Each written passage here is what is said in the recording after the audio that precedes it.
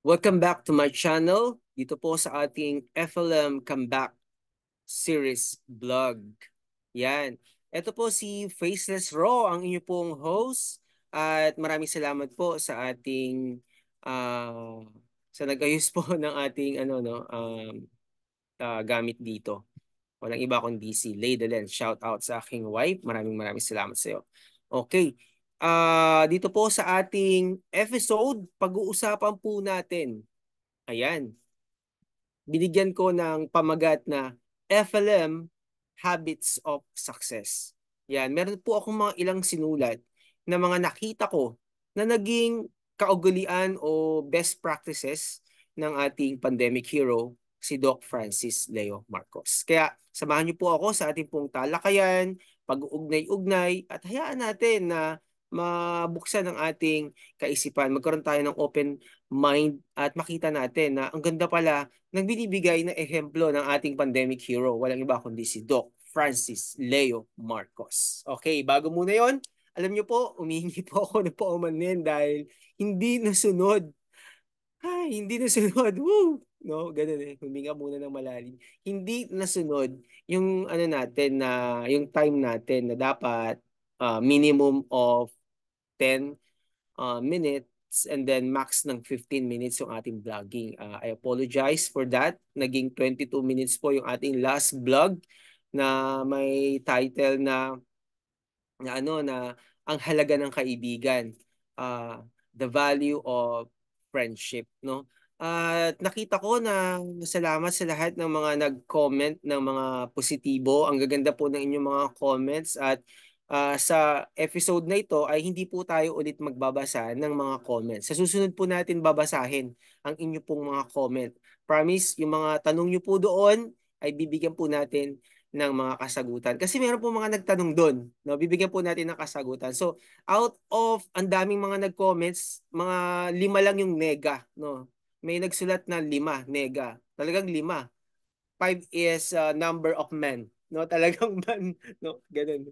Anyways, so ulitin natin ang pag-uusapan natin dito, yung habits ng ating pandemic hero, si Doc FLM. Bakit siya naging successful?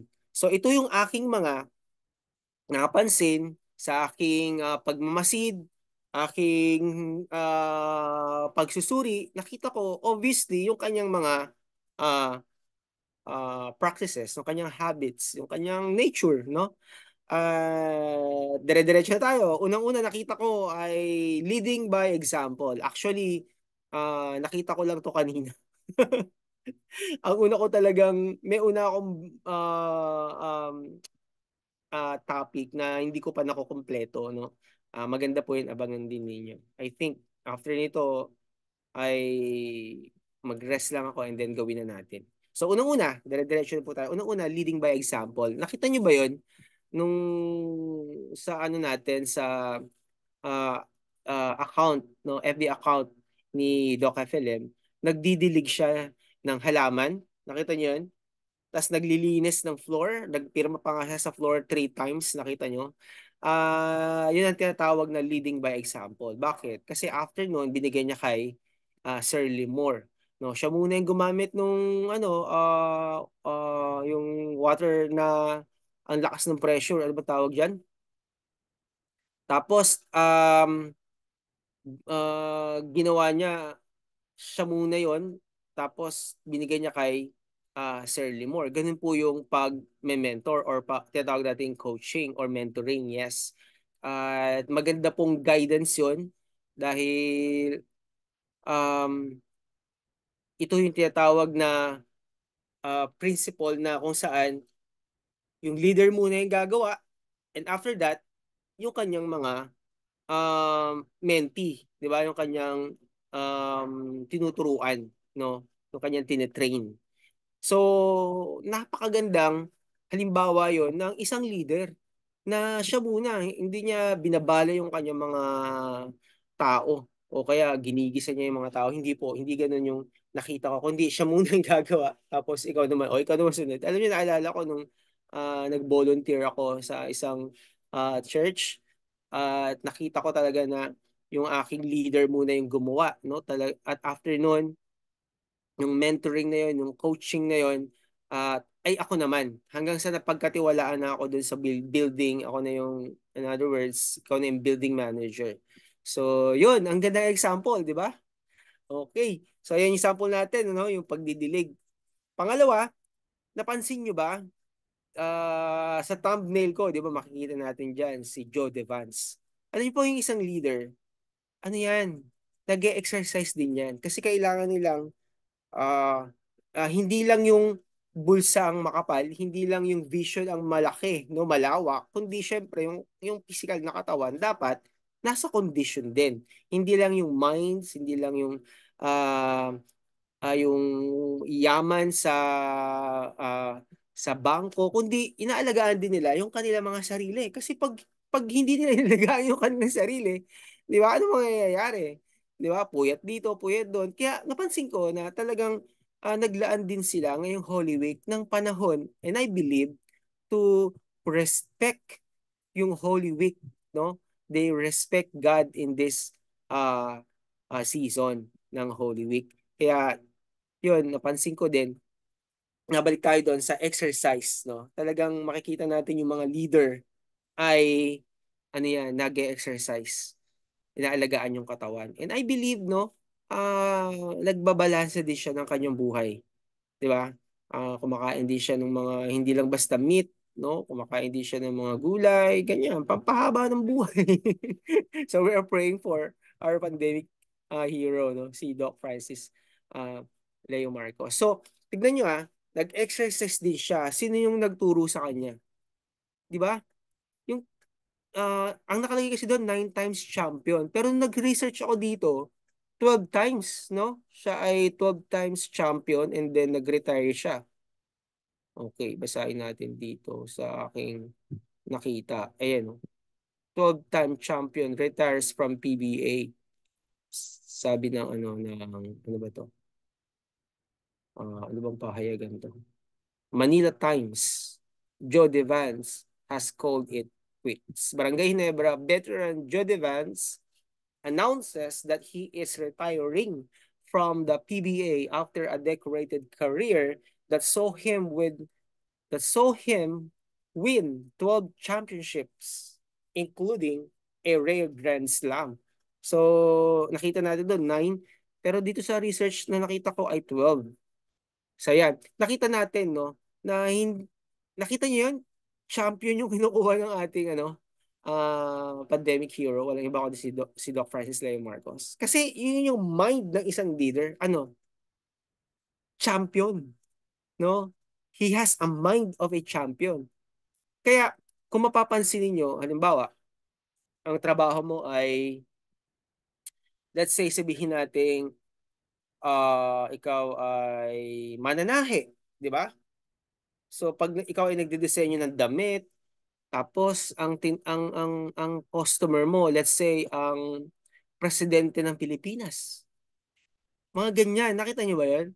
So, ikaw ay naglilingkod sa isang kilalang tao sa buong bayan.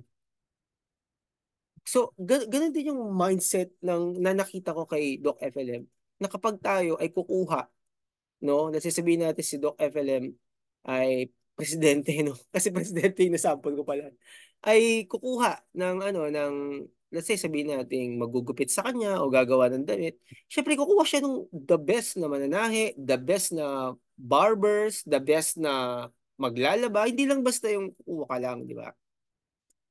I know na nagagets niyo po yung gusto kong sabihin. So, ganun po, no? Kumuha siya ng champion. Yun nga, para mag-exercise. Di ba? Ang saya, may fun, no? Okay, pangatlo nakita ko, readers. Bakit? Kasi pag nakita po natin yung mga vlogging natin, di ba may mga title? So, yung last na nakita natin, ang sabi doon, tignan natin dito. Sabi rito, the kingdom of God, nandito, ought to reshape our vision of what matters. Yan. Ayan yung mga nakikita natin na mga philosophy, mga quotes na nababasa natin. Sino nagsulat nito? Ano, Moore? Teka lang, hindi ko makita. Ayan, Russell D. Moore. Yan. Okay. Meron pa rito, ang dami. Tignan natin sa live ni Doc FLM. May mga magagandang basahin ng mga quotes. Ito, sabi dito, yesterday is history. Tomorrow is a mystery. Today is a gift of God, which is why we call it the present. Oh, ganda ng quotation, ano? Teka, basa pa tayo. Kaya ako naniniwala ako na reader si boss, Doc FLM. Pag nagbabloging, di ba nagbabloging na, yun agad inaabangan ko yung mga quotations, yung mga philosophy. Um, eto, saan pa ba? Ito, ito, life is trying things to see if they work. Di ba magkakaroon ka ng mapapaisip ka, di ba? Nothing is more honorable than a grateful heart. Wow, ganda. Basa pa tayo, last na to. I am only responsible for what I say, not for what I understand. Ay, not for what you understand. Di ba? Okay. Sabi rito, you are free to choose, but you are not free from the consequences of your choice. Wow, ang ganda. No? Pwede mong sabihin dito na everything is permissible, but not everything is beneficial. Galing, no? So yan, no? I think talaga na si Doc FLM ay isang reader, no? Malawak yung kanyang knowledge and um, yung kanyang pag-aaral, no? Ay napakalaki ng kanyang interest. Kasi pag mga ganito, alam mo magkakaroon ka ng passion no? Talagang mag-search. I really love to study. Talagang pag pinag-usapan yung pag-i-study, pagbabasa, yun, di ba? Ang sarap. Okay. Then number 4, acknowledge yung mga accomplishments. Di ba? Minsan talagang sina-shoutout niya yung ano yung mga FFCI worldwide, di ba? Ang dami niya mga binabanggit na mga pangalan. No? Talagang FFCI, di ba? Vincent Sandana, di ba? Sandana, di ba? Talagang ina-acknowledge niya yung mga accomplishment. Hindi lang siya, hindi siya yung nababrag uh, up hindi lang siya, no? Kundi yung kanyang mga kasama. Tayo, no? Na FLM family. Um, ina-acknowledge niya tayo. Kasi napakaganda yung leader na ang mga bagay na ginagawa, unang-una, ang ang power kasi hindi lang nanggagaling sa leader. Yung power ay nanggagaling yan sa baba, pataas. Di ba? So, walang tinatawag na one-man band or one-man team. Ang hirap nun, di ba? Ikaw na yung gitarista, ikaw pa yung keyboardist, ikaw pa rin yung tawag dito, bahista, ano pa, ikaw na yung singer, walang ganun. So, ang nagbibigay talaga ng power ay sa baba, pataas. Yan po yun. Okay, kaya lahat po tayo dito ay hindi nababaliwala. No, lahat po tayo ay ina-acknowledge ng ating pandemic hero. Walang iba kundi si Doc Francis Leo Marcos. So number 5, may time po siya. Nakikita ko sa mga meetings, no. Ito yung nakita ko panlima na may time siya talaga, mini-meeting niya sila sila Sir Limor, may mga meetings ng FFCI, 'di ba? May mga leaders sa bawat FFCI, merong Taguig, Parañaque, Luzon, Visayas, Mindanao. I think talaga meron, 'di ba? May Mindanao tayo and international sa ibang bansa nagkakaroon niya ng meeting. So meron siyang time para doon. Okay? Meron siyang mga leaders na kinakausap niya and then nagbabato pababa. Ganyan.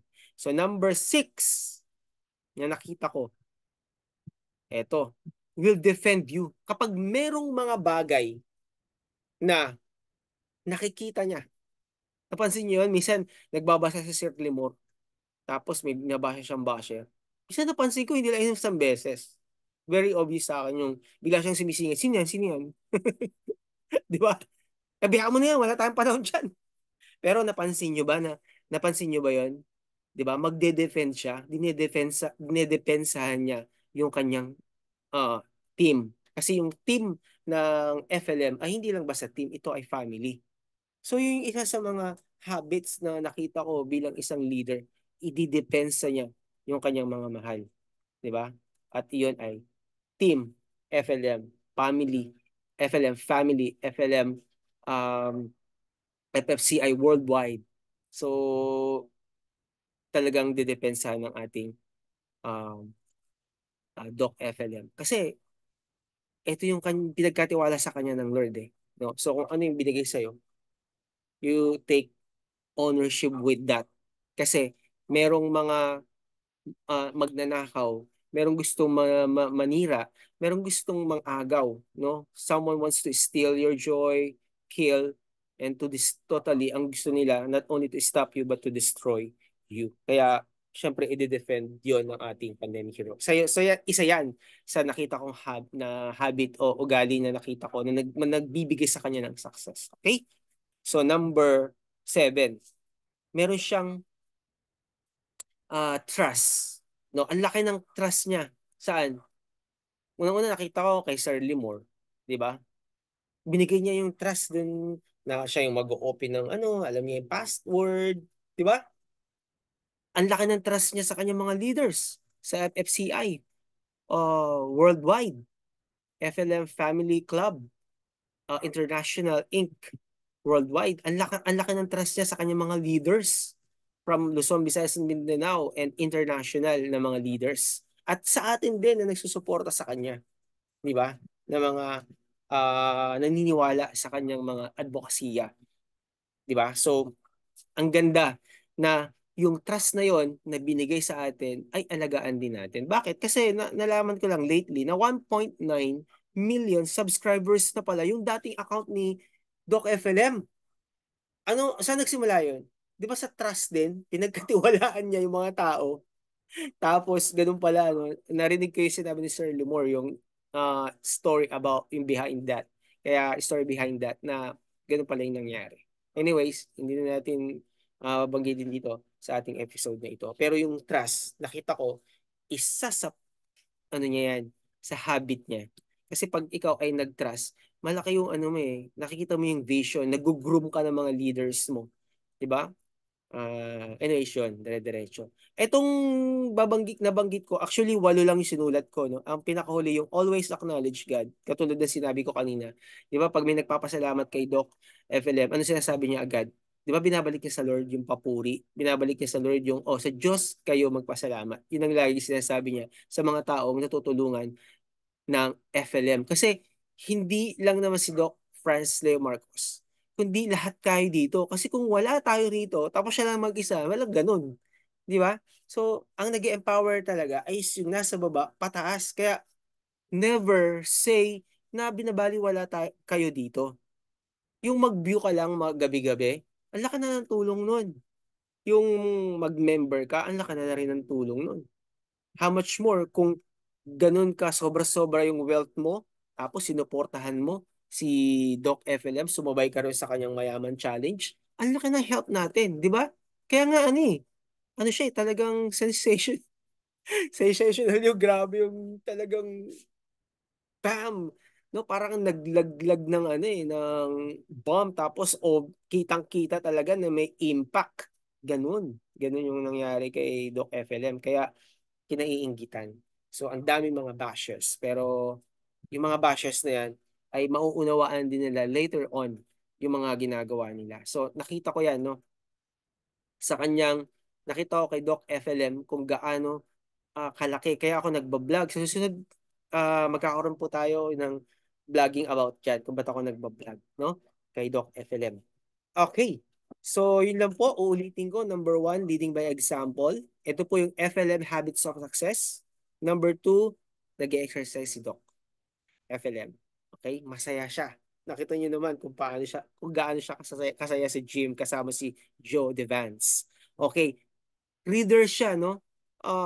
Wide readers po si Doc FLM. Okay, number 4, ina-acknowledge niya yung mga accomplishments ng bawat isa. Number 5, meron siyang time para sa regular meetings ng kanyang team ng buong FFCI International dito rin sa local. No? Number 6, will defend you. No? Pag hindi naging maganda yung bagay at merong may attack, okay, FLM will defend you. Yun ang klaseng leader. Number 7, trust. No? Nagtatrust siya sa ability ng bawat isa. And then number 8, lagi siyang nagpapasalamat. Always acknowledge and he is always grateful sa Lord. Yan po yung 8 na nakita ko na habits kay Doc FLM. Kaya merong success and victory na nangyayari sa ating pandemic hero. Kaya bawat niya, humanitarian project niya ay successful. Di ba nakita nyo naman pag andun yung trust niya. Idadagdag ko rito, bigla ako naalala. Andun yung trust niya, katulad dito sa lugar namin. Hindi naman siya nagpunta, pero may representative siya. 'Di ba? Extension. Pag sinabi extension, kung ano yung power na meron si Doc FLM, ibinigay niya yung power na yon para pamahalaan yung project na yon. Extension siya. Kaya kung ano yung sinabi mo kay President um, uh, ano pangalan ni President Dong Batalan, 'di ba? Yun din yung sinabi mo kay Doc indirectly. Sinabi mo rin 'yon kay kay Doc FLM. Kaya kung makikita natin dito, napakahalaga talaga na malaman natin kung ano yung role natin. Kasi pag nakita natin yung role natin, na ito pa lang pala yung role ko kay Doc FLM, i-strengthen natin yun. Makikita natin yung mga weakness natin, i-strengthen natin yun. Kaya wala po dito binabaliwala. Okay? Lahat po tayo ay mahalaga sa ating pandemic hero. Di ba? Kanina nga, nakita ko, sabi niya, magbabalik ako, tapos nag-flying kiss pa siya eh. Di ba? Ganun kasi sincere po yung pagtulong ng ating uh, pandemic hero. Walang iba kundi si Doc FLM. Kaya, ano pa ba yung gusto kong idagdag? Kaya yun, naging successful yung kanyang mga humanitarian missions. Kaya yan po ang aking um, gustong ibigay sa episode na ito na at alam ko na marami tayong natutunan. Dito po sa aking vlogging, magagandang bagay po yung sinishare ko, no?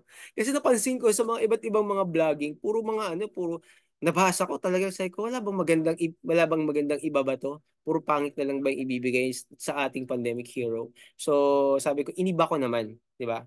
Okay, tanong bago tayo magtapos. Sa tingin ba natin, effective and efficient ang ating pandemic hero? Walang iba kundi si Doc FLM.